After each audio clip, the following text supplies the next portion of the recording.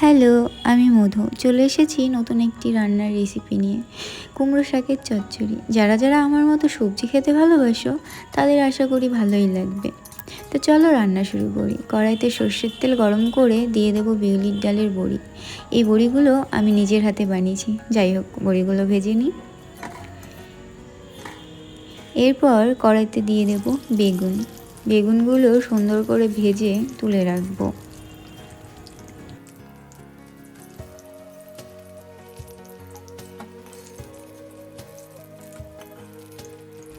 বেগুনগুলো ভাজা হয়ে গেলে এরপর কড়াইতে দিয়ে দেব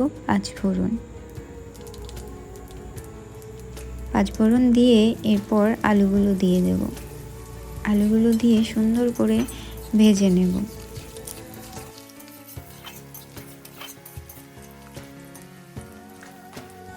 আলু ভাজা হয়ে গেলে এরপরে পটলগুলো দিয়ে দেব।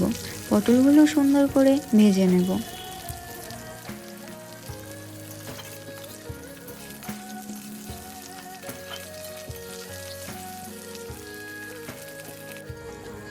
এবার দিয়ে দেব ঝিঙেগুলো সুন্দর করে আস্তে আস্তে ভেজে নেব।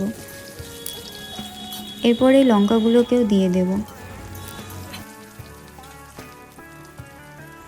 তারপর কুমড়ো শাকগুলোকেও দিয়ে দেব।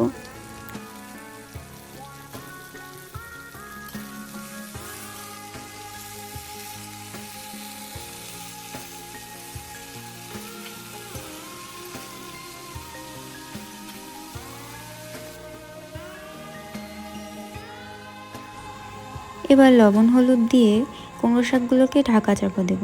ঢাকাটা উঠিয়ে মাঝে মাঝে একটুখানি নেড়ে নেব।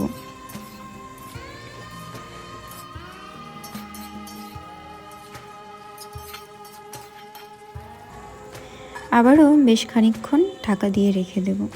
ঢাকা চাপা উঠিয়ে এইবার বড়িগুলোকে দিয়ে দিতে হবে। এই যে জলটা দেখছো, এই জলটা কিন্তু আমি মেশাইনি। এই জলটা কুমড়ো শাক থেকে, সবজি থেকে নর্মালি ছেড়েছে।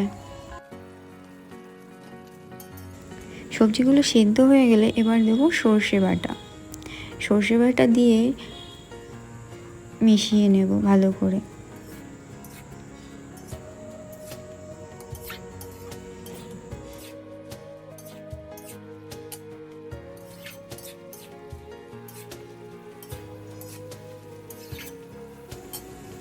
ভেজে রাখা বেগুনগুলোকেও মিশিয়ে দেব।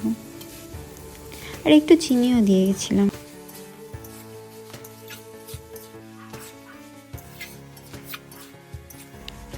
রান্না